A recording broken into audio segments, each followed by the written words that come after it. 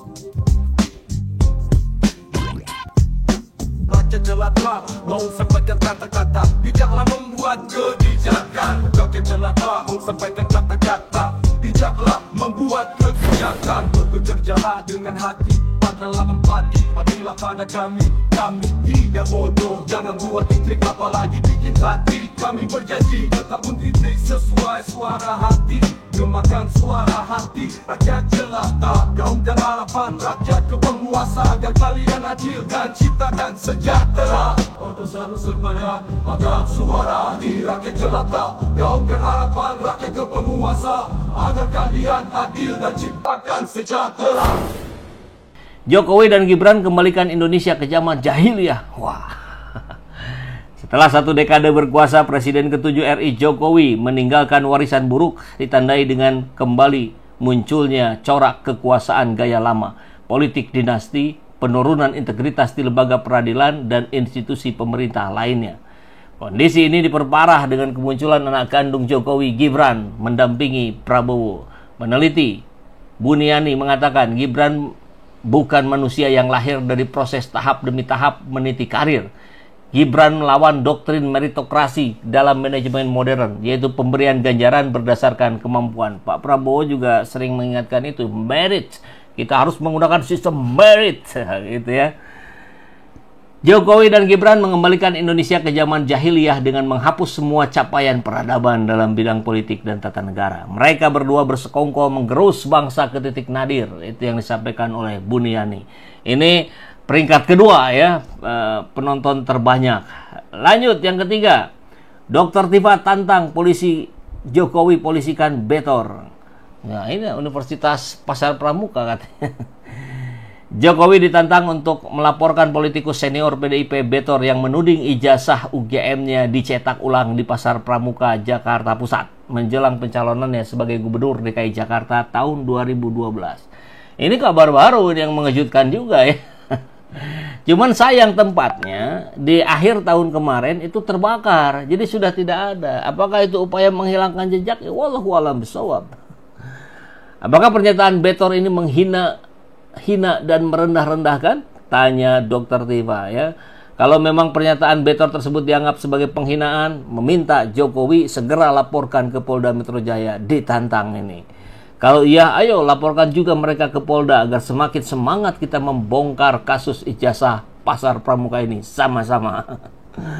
Dengan demikian lanjut Dr. Tifa, akan semakin banyak yang dilaporkan Jokowi karena sudah menghina-hinanya dan merendah-rendahkannya. Ya. Kabar ketiga. Kabar keempat, terbanyak di Airmall. Jangan biarkan geng Solo ngelunjak di pemerintahan Prabowo. Geng Solo. Ada yang bilang jangan pakai geng Solo lagi sekarang. Ganti istilahnya jadi gerombolan Jokowi. Waduh. Ibu Siti Markona minta Bareskrim untuk meneliti apakah itu penyakitnya identik dengan faktanya. Ya, harusnya kan dokter aja langsung bisa cepat menyampaikan ya. Dokter bongkar terus bang, tapi jangan berharap pada presiden. Oke. Kita lanjutkan ya. Semakin Prabowo tidak menunjukkan bahwa dia memegang kendali penuh atas pemerintahan, maka semakin berani dan ngelunjak Jokowi dan geng Solo. Ini disampaikan oleh Buniani juga ya. Menurut Buniani, semakin presiden menggunakan budaya tinggi untuk menegur Jokowi, maka semakin muka badak mereka. Geng Solo itu tidak bisa disindir dengan bahasa halus dan bersayap. Mereka harus disemprot dengan kata yang apa adanya. Prabowo harus mulai beradaptasi menggunakan cara dan budaya mereka untuk mengubah dan memotong pengaruh mereka. Jadi kata Buniani begitu, kalau mau mengubah dan memotong orang-orang itu, gunakan dengan cara mereka gitu. Kalau hanya dengan sindiran nggak mempan mereka. Ini kabar keempat ya. Yang kelima, nah ini yang bukan, tapi tentu harus kita simak karena banyak peminatnya juga. Kopdes Merah Putih jangan ciptakan monopoli baru. Ini disampaikan bahwa koperasi berperan penting membentuk ekonomi rakyat selaras dengan budaya komunal bangsa. Disampaikan oleh Ahmad Labib, anggota Komisi 6 DPR. Cita-cita pendirian koperasi, bentuk ekonomi koperasi itu oleh para pendiri bangsa kita memang dianggap sebagai bentuk yang paling cocok dengan budaya kegotong royongan bangsa Indonesia. Ya. Kita tahu ya, mudah-mudahan Kopdes ini tidak menjadi monopoli baru, tapi betul-betul memberdayakan masyarakat sekitar, masyarakat desa. Itu yang paling penting. Dan ya, yuk dan kita kawal sama-sama gitu ya. Geser ke kabar berapa ini? Ke-6. Mulyono, jangan malu akui lulusan Universitas Pasar Pramuka. Dahsyat ini. Nama Universitas Pasar Pramuka viral di media sosial gara-gara politikus senior PDIP Betor Suryadi mengungkap adanya dicetak ulang ya, ijazah Jokowi dicetak ulang di Pasar Pramuka. Momen pencetakan ijazah itu, kata Betor, dilakukan oleh tim sukses Jokowi jelang pencalonannya di tahun 2012. Buniani dengan nada satir mengatakan bahwa dalam waktu dekat akan dilaksanakan pemilihan rektor Universitas Pasar Pramuka. Ini 3 dari Buniani ini, kabarnya luar biasa ya, Bang Buniani ini. Pemilihan rektor UPP segera dilaksanakan karena kampus terbakar 2 Desember 2024. Menurut Buniani, Universitas Pasar Pramuka merupakan kampus penghasil alumni paling anti mainstream di dunia. Tapi kan bukan hanya Pasar Pramuka, mungkin pasar-pasar yang lain juga kurang lebih sama ini. Ya ini harus cari tahu juga ini. Ayo Mulyono, jangan malu dong, akui alma maternya. Oke, itu kabar yang ke-6. Geser ke kabar yang ke-7. Kabar terakhir. Kebijakan pejabat geng Solo ganggu pemerintahan Prabowo. Ini upaya bersih-bersih geng Solo yang mengganggu Kabinet Merah Putih dianggap belum terlihat, meski sudah ada upaya dari geng Solo mengganggu pemerintahan Prabowo. Salah satu yang dianggap berperan mengganggu itu adalah Mendagri Tito Karnavian dengan keputusan pemindahan 4 pulau Aceh ke Sumatera Utara, meskipun pada akhirnya diatasi Prabowo, dibatalkan ya. Ya kan bikin repot Pak Prabowo kalau begitu ya. Tito memang harus berperan mengamankan Jokowi dan dinastinya, mengganggu konsolidasi KMP, salah satu tugasnya. Ini disampaikan oleh Hari Purwanto, kirain Buniani lagi. Apalagi kata Hari, isu pemakzulan putra ke-7 Jokowi Gibran dari jabatan Wapres sangat mengganggu Jokowi dan dinastinya. Prabowo sedang memainkan posisinya sebagai Raja Jawa dan menjaga keseimbangan. Upaya bersih-bersih geng Solo belum terlihat, tapi upaya geng Solo mengganggu KMP terlihat dengan kebijakan yang tidak sejalan dengan Prabowo. Malah cenderung terlihat kepentingan dan keberpihakannya pada Jokowi dan dinastinya. Itu disampaikan oleh Hari, Direktur Eksekutif Studi Demokrasi Rakyat. Luar biasa. 7 dari 6 topiknya tentang Pak Jokowi. Tapi kita nggak boleh lupakan kabar geopolitik kita ya, agar kita juga bisa ikut waspada. Mau nggak mau dampaknya tetap akan ke Indonesia juga. Masa mau kita biarkan? Kan begitu ya. Nah, jadi kalau kita lihat di sini ada gambar Presiden Iran, Amerika dan Israel. Situasi terkini Israel-Iran. Kronologisnya ya, buat diingat. 13 Juni kemarin Israel menyerang fasilitas nuklir dan militer Iran. Dalihnya mencegah program senjata nuklir. Iran nggak tinggal diam, membalas dengan rudal besar-besaran. Timbullah korban dan kerusakan yang signifikan di Israel. Nah, konflik kini memasuki fase langsung antar negara.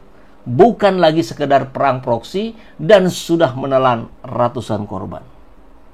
Dan dampak global, reaksi dunia, OIC menggelar pertemuan darurat di Istanbul, mendesak gencatan senjata dengan tegas.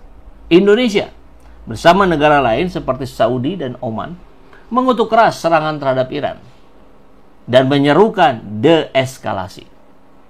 Ancaman keterlibatan Amerika Serikat menambah tekanannya dan masyarakat di kawasan Teluk Arab yang ketakutan dengan konflik regional ini yang terus membesar.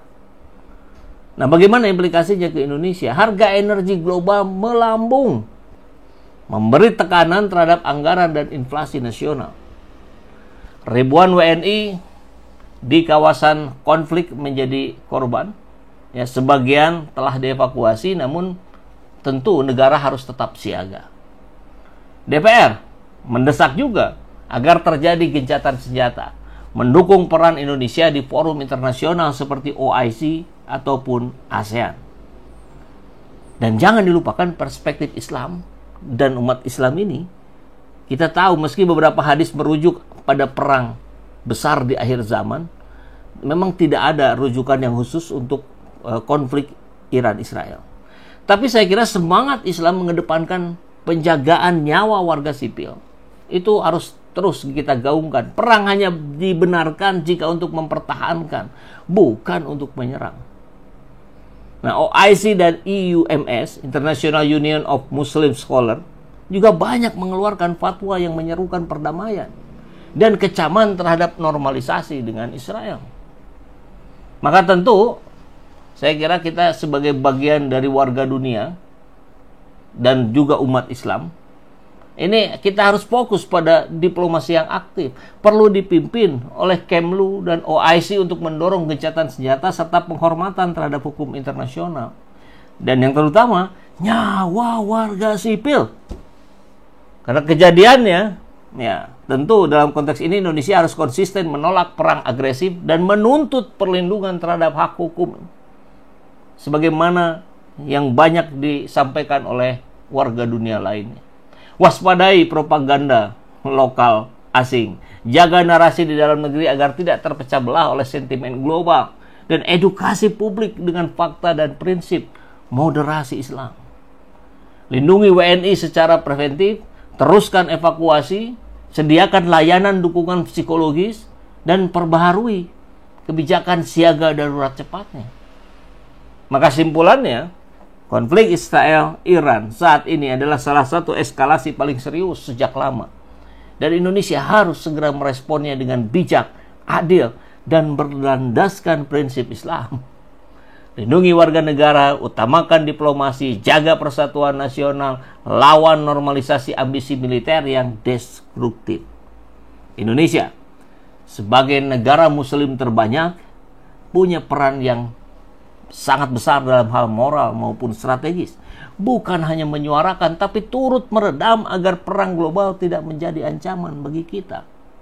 Ini penting sekali untuk kita pahami dan sadari, sehingga kita bisa menjadi bagian dari warga dunia yang membaikan, dari warga Indonesia yang membaikan juga, ya kan? Dan kebaikan itu harus dikelola dengan baik sehingga menjadi kebaikan yang terorganisir.